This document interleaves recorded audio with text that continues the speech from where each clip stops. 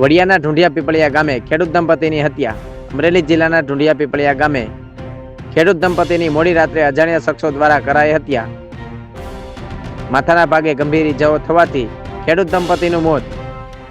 Amreli DYSP Chirag Desai સહિતનો police કાફલો ઘટનાસ્થળે.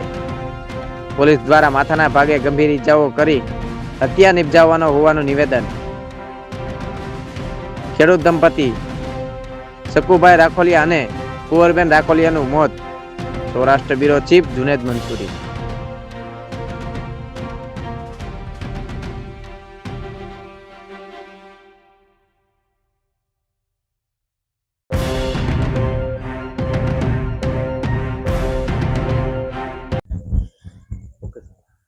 વડિયા તાલુકાના ઢુંઢિયા પીપળિયા ગામે રહેતા ચકુભાઈ બોગાભાઈ રાખોલિયા તથા તેમના પત્ની કુંવરબેન ચકુભાઈ રાખોલિયા, જેમની ઉંમર 80 થી 85 વર્ષની હતી, જે પોતાના ઘરે રાત્રે સૂતા હતા.